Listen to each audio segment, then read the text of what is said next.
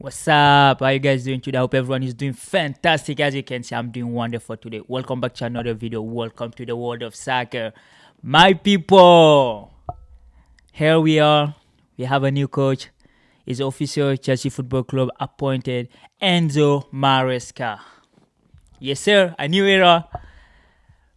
Bluco Season 2, Episode 5. Our fifth coach.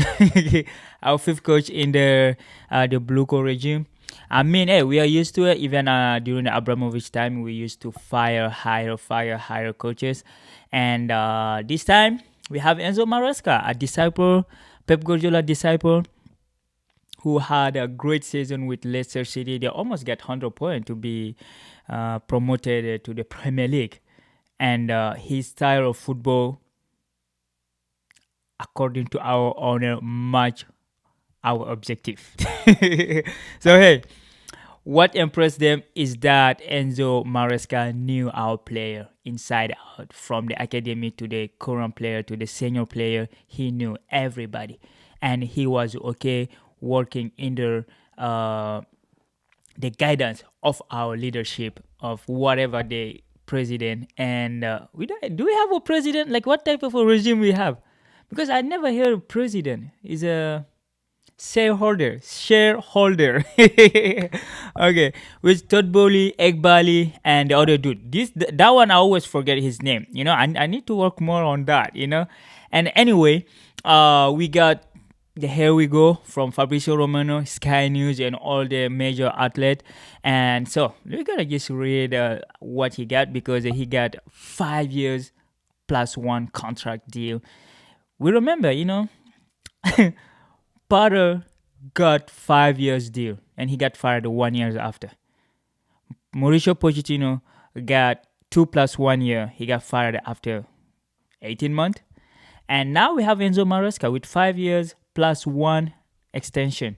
So he can extend until June 2030. So we're going to start the agreement is now, I'm going to just read from Fabrizio Romano. He said, here we go. Chelsea have agreed a term with Enzo Maresca as a new manager. So we knew that, since yesterday, the rumor was there and that was going to happen. The agreement is now done and sealed on a contract valid until June 2029. It is 5 years deal for Maresca. It will also include option to extend until June 2030. Okay, well, for me, the compensation is 10 million euro, by the way. Chelsea have to pay 10 million euro to Leicester City, and we got their coach. So we are having a coach who mimicking Pep Guardiola. I'm not saying he doesn't have he's not Pep Guardiola yet, But Pep Guardiola started like him, from Barcelona, La Masia B to the first team with Barcelona. We all remember when he came in 2008, when Manchester United eliminated Barcelona for his first season in the Champions League. That goal from Paul score, everyone remember. But after that, the rest is history. 2009, they did the 60-pole, even though they robbed us in the semi-final, because that game is the most aggressive game, the most corrupt game in the history of UEFA European football, the Champions League club. Why? Because France had something similar in the 1984 or 82. But hey, we're gonna have a coach that pretty much work like Pep Guardiola. His system is 4-3-3 or 4-2-3-1. So that's what Chelsea play with, And we're going to have some stability. We won't concede a lot of goal because he finished with the best goal difference in the championship. And in the Premier League, he's going to come with the same attitude, because he like controlling the ball. He like having total control, just like Pep Guardiola or like a Paris Saint-Germain coach. They want to control everything. They don't want to detail to go without notice. They want to take control of everything. Someone is good. I don't think he's perfect, because he worked for Pep Guardiola for his first tenure at Barcelona because he had a player that could play the system.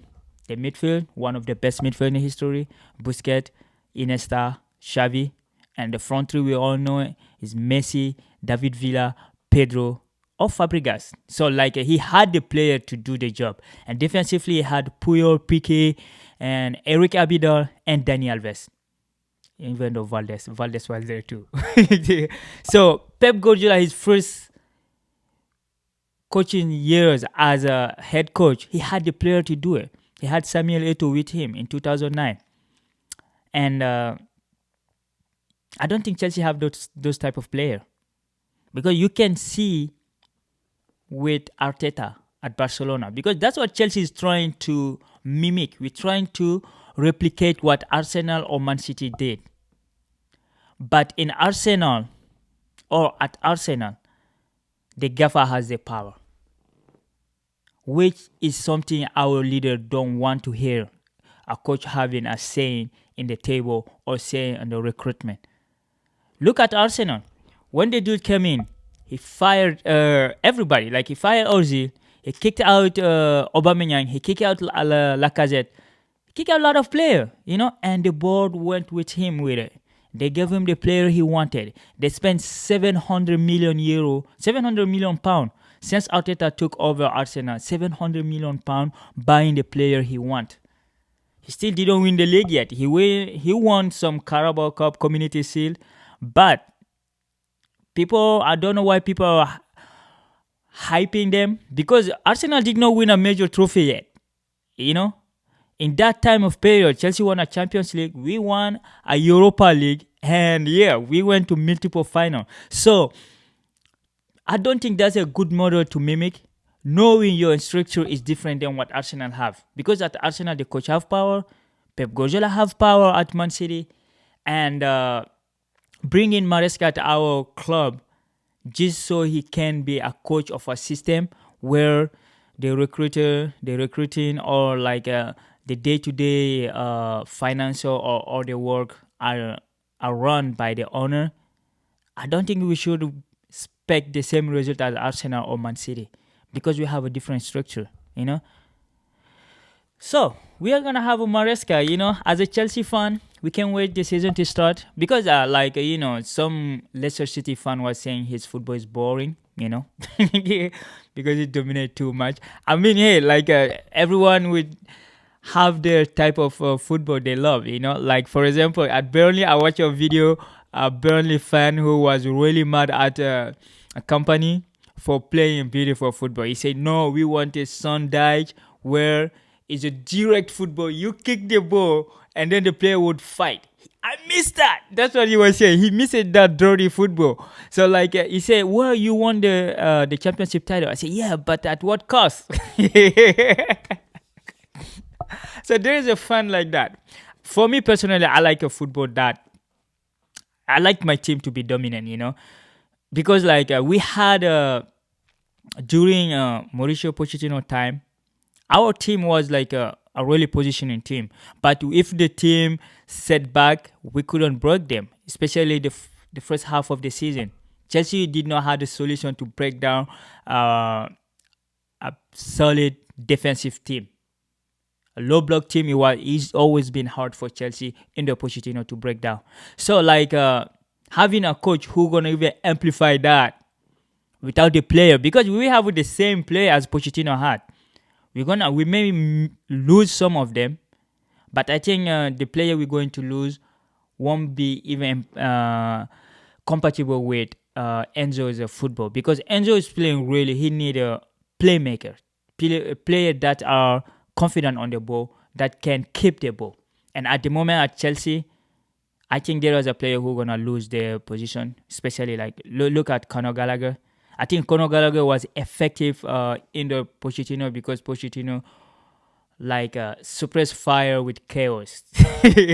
If you had he like chaos.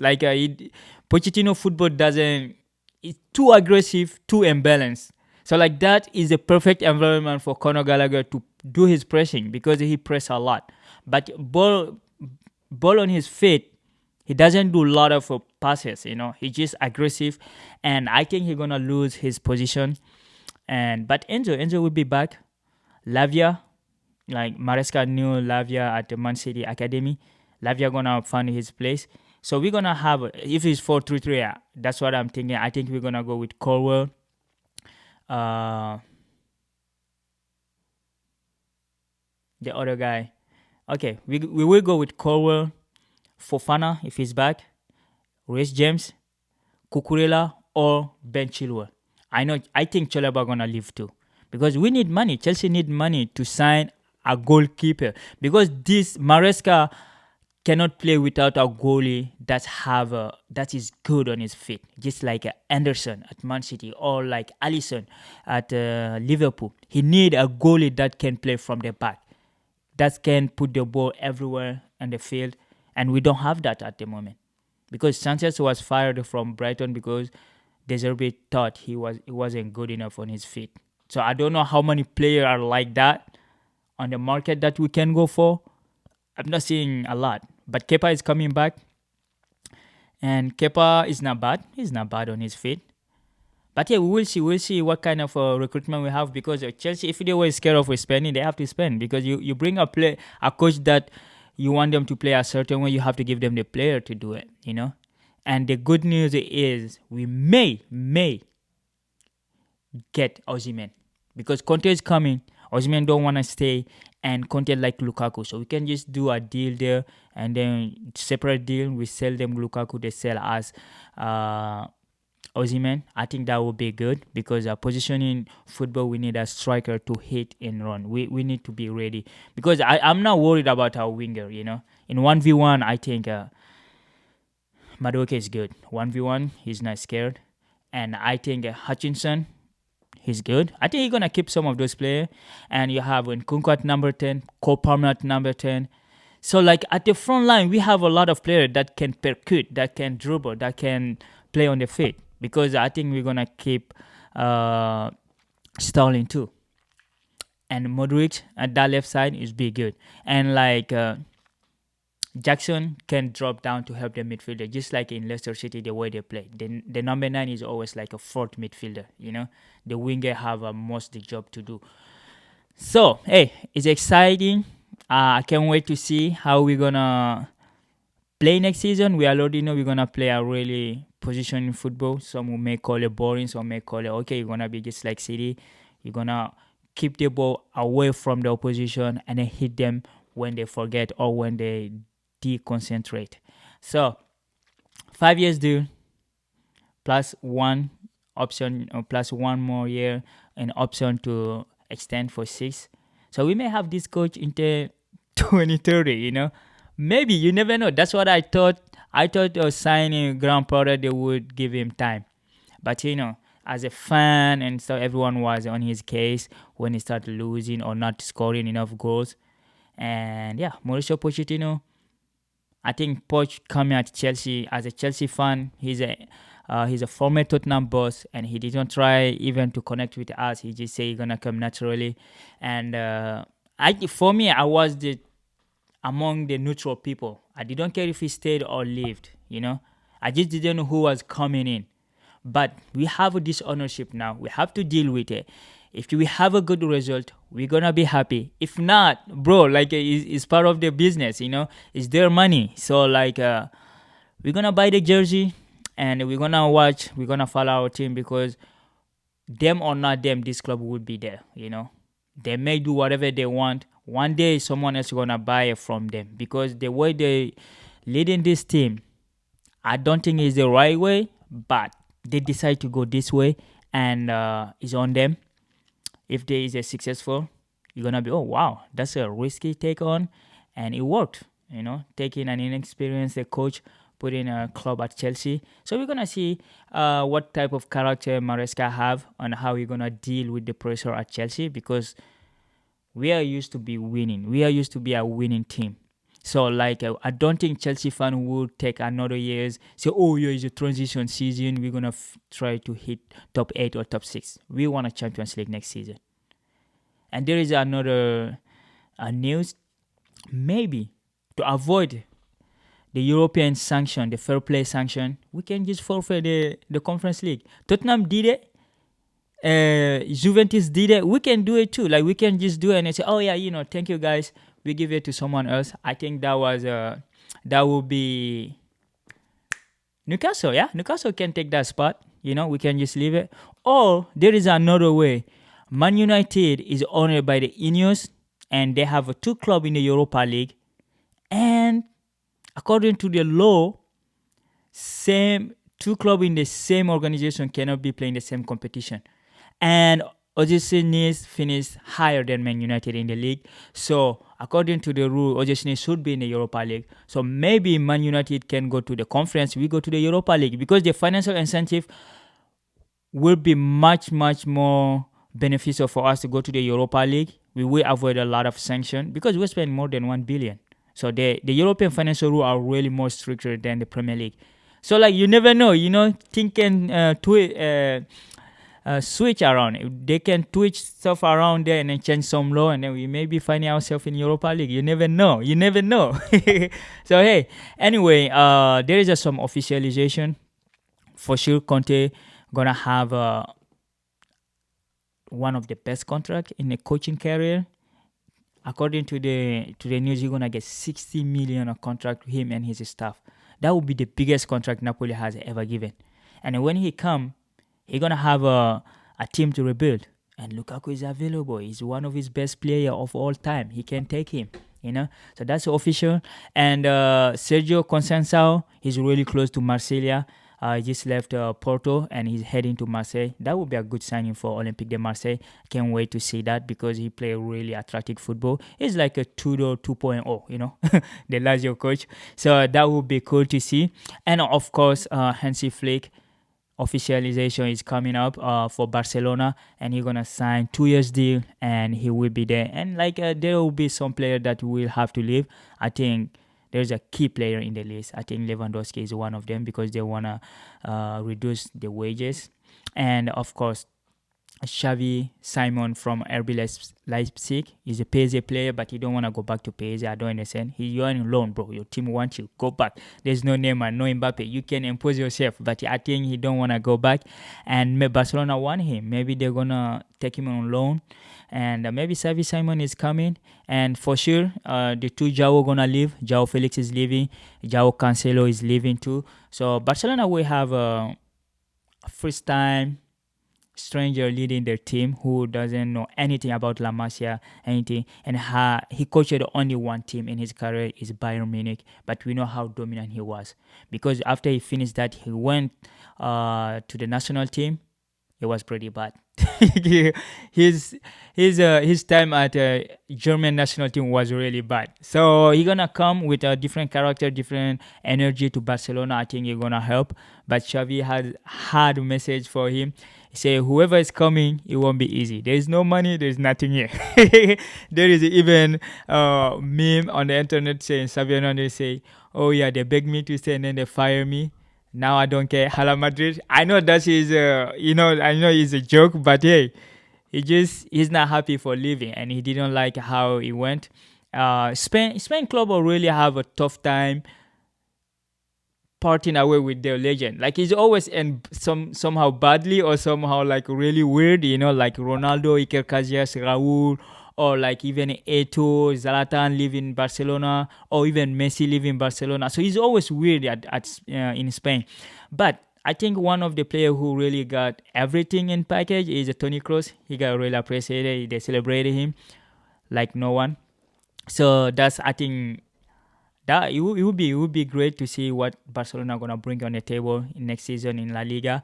And the officialization of Vincent Kompany, we've been talking about it for a while now. I think the officialization is coming up. He's gonna have a 2 years or 3 years deal, and we can't wait. He will have the team. He have a player. He never had a squad that big, so he's gonna be working with one of the best talent in the world, Musiala, Sane. And they're gonna buy some player because Bayern have money. Bayern have money. They can spend and they can buy the player Vincent Kompany need. He may lose some key player like Alphonso Davies. I think Alphonso Davies is leaving. Maybe Kimmich is leaving because Barcelona want him, even though they are broke. But they may find something to work. But it's gonna be interesting. It's gonna be interesting how the Bundesliga gonna go next season. We're waiting to see that too. And of course, Man United case, we don't know what's going on at Man United yet. They still Jim Ratcliffe are still analyzing and checking the record and working there, talking with their associate and other collaborators to see if it's a good idea to keep Eric Ten Hag or they're gonna let him go. I mean, it would be crazy if he did, if he stayed, because if he finished eighth, the worst position of Manchester United history in the modern era, and they won the FA Cup. But hey, if is that enough, it's up to them. They are the owner, they are multi-billionaire, and they can do whatever they want. But a lot of people are voicing to keep Eric Ten Hag, so there will be a continuity with the young kid and everyone. Because this season, Eric Ten Hag will have some argument to say he never had his player available. Everyone was injured. Just like in Chelsea, we had a lot of injuries. So it would be interesting. It would be interesting to see what decision they came up with. So that is really what's going on at the moment in the major club, because Man City, Pep Guardiola, don't know if he want to continue, but for sure he's not signing a new contract into next season. His contract is up in 2025, and he may want to change weather. He may want to change to do something else, Maybe how about taking the national team, And you never know. We will see. We'll see what's going to happen. And of course, we're going to end up with our GOAT, Cristiano Ronaldo. CR7 legend, the GOAT. Yesterday, he scored a brace for Al Nassr.